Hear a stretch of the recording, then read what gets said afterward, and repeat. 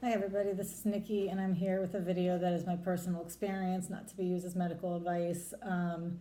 And I was trying to organize kind of a nice video about manual mode, and it's just turned out to be more difficult than they all are, but this one has been really difficult. So I'm just going to try to go with it.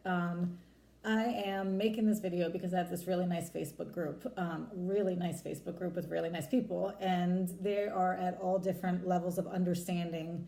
Some are at the very beginning of their pump, some are 6 months in. I mean, there's just this real wide range of what people understand it to do, even people's most basic understanding of which mode is which and what to expect.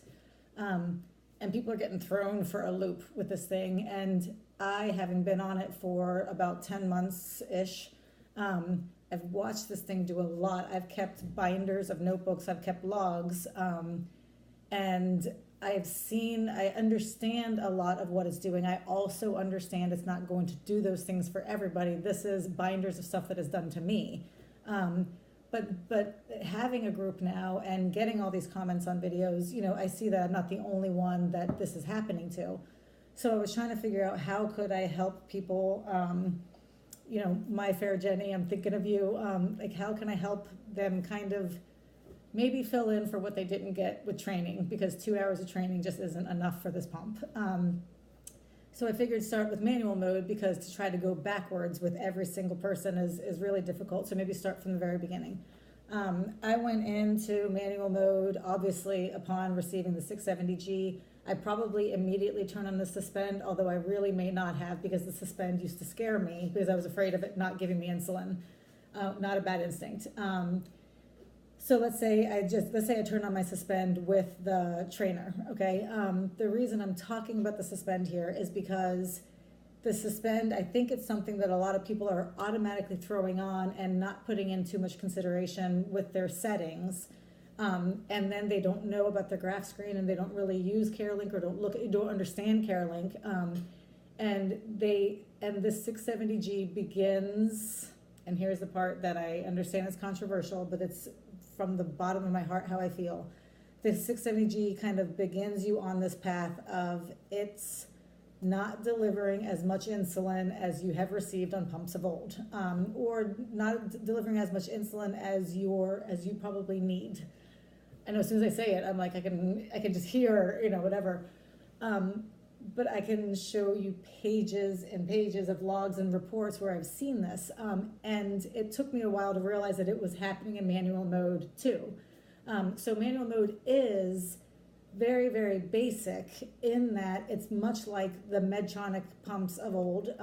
It's the same, similar kind of features with your food bolus, correction bolus, temp basal. It's ultimately it is the mode where you have all the same controls you always have. You are the one deciding when to get insulin, when not to get insulin. And that disappears in auto, for the most part, disappears in auto. So that's where it is similar. Then you have these suspends, which is not unsimilar, unlike, the 630G with the threshold suspend. Only this time you actually have a few options that you can choose from.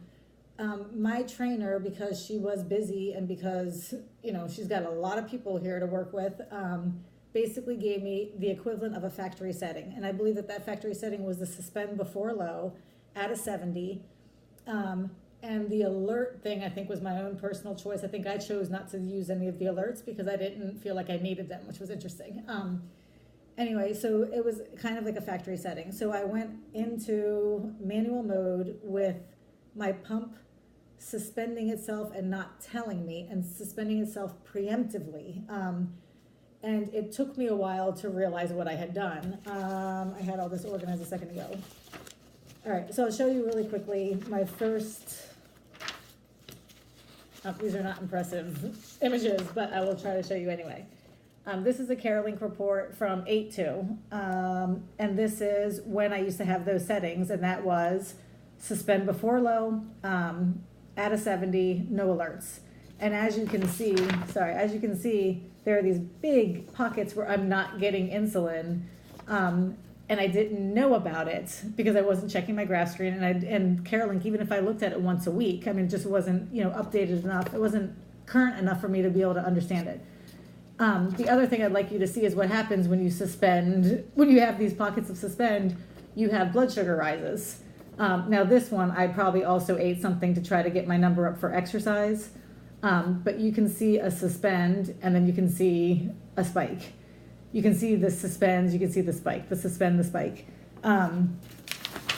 It wasn't every now and then. It was, here's for the week. It was daily. Here's a suspend, here's a spike.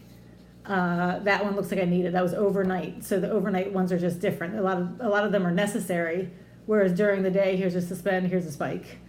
So I don't know if you can see. I don't know if you're looking at what I'm looking at.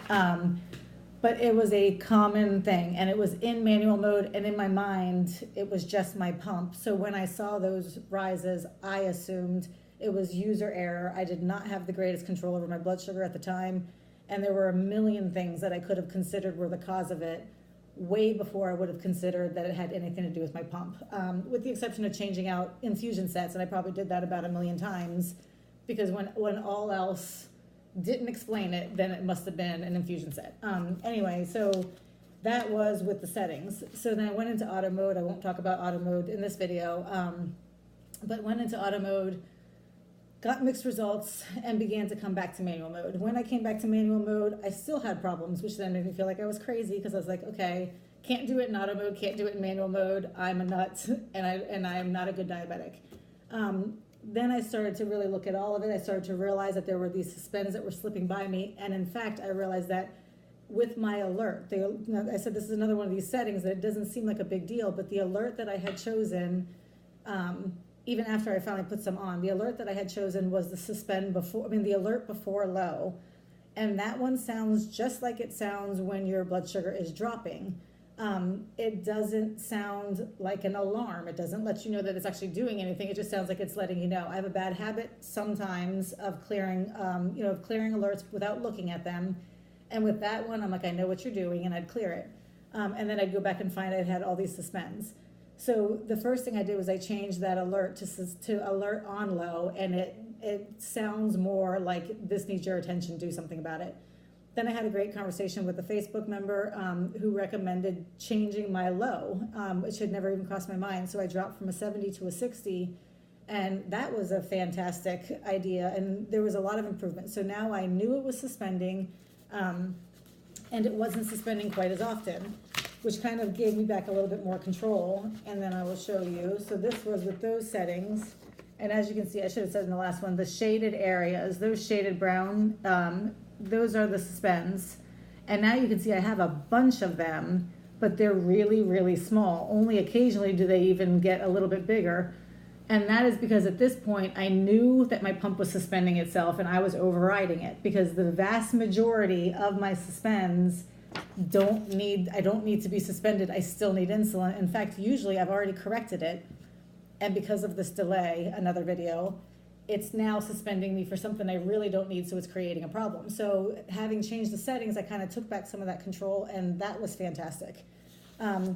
So short suspends, I learned how to use them, but it also left me having to check my graph screen and having to look at my pump 8,000 times a day, and also overriding suspends 8,000 times a day. And that actually is a problem, because every time you override a suspend, you then cancel out your pump's ability to suspend itself for anywhere from 30 minutes to 4 hours, I think, which means that should I have an emergency in that window, my pump can't do anything for me anymore, because I have canceled out of that. So I wasn't comfortable with it, didn't like it, but it was still an improvement. Had another great conversation with Michael, who said, I don't use suspend before low.